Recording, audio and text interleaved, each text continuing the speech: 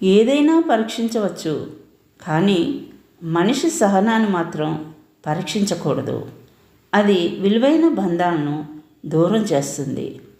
ఆకలి తీరాక అన్నాన్ని, అవసరం తీరాక మనిషిని అలసుగా చూడద్దు. ఎందుకంటే ఆకలి మళ్ళీ వేస్తుంది, అవసరం మళ్ళీ వస్తుంది.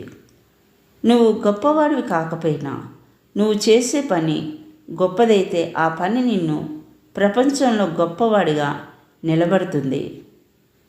కొన్నిసార్లు ఎక్కడికి వెళ్ళినా దొరకని ప్రశాంతత మన ఆలోచనలను మార్చుకుంటే దొరకవచ్చు. ఈ జన్మను సద్వినియోగం చేసుకోకుండా లేని జన్మ గురించి ఆలోచించడం అజ్ఞానం. నువ్వు నడిచే దారిలో అరుస్తున్న ప్రతి కుక్కకి సమాధానం చెప్తూ పోతే ఎప్పటికీ గమ్యాన్ని చేరలేవు. 100 మంది చేయలేని పని ఒక్క హేళన చేస్తుంది. కుదిరితే పరిగెత్తు, లేకపోతే నడు. అదే చేత కాకపోతే పాకుతూ పో, అంతేకాని కదలకుండా అలా ఒకే చోట ఉండిపోకు. పుట్టడం గొప్ప కాదు, బతకడం గొప్ప. ముంచి బతకడం గొప్ప కాదు, మంచిని పంచి బతకడం గొప్ప. నీకు నువ్వే గొప్ప అనుకోకు. నీ గురించి నలుగురు గొప్పగా చెప్పుకుంటే గొప్ప. జీవితంలో కొన్నిసార్లు ఒంటరిగా నడవడం కష్టంగా ఉండొచ్చు,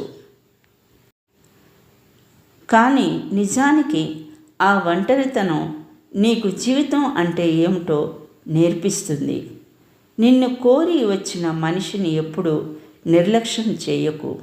నిన్ను నిర్లక్ష్యం చేసిన మనిషిని ఎప్పుడూ కోరకు. నీ భయాలను ఎవరితోనూ చెప్పకు, నీలోనే దాచుకో. నీ ధైర్యాన్ని మాత్రం నలుగురికి చెప్పి అందరితోనూ పంచుకో. నోటికి ఇష్టం వచ్చినట్లు మాట్లాడే ముందు ఒకటి గుర్తుపెట్టుకో. మనం మాట్లాడే మాటలు మనకు గుర్తుండకపోవచ్చు, కానీ అది విన్న వ్యక్తికి ఎప్పటికీ గుర్తుండిపోతాయి. ఏం జరుగుతుందో ఏమో అని భయపడుతూ భరించి బ్రతకకండి. ఏం జరిగినా చూసుకుందాం అని ధైర్యంగా తెగించి బ్రతకండి. మనిషి బ్రతకడానికి పెద్దగా ఖర్చు ఉండదు, కానీ ఎప్పుడైతే ఎదుటి వారిలా బ్రతకాలి అనుకుంటాడో అప్పుడే ఖర్చు అవుతుంది.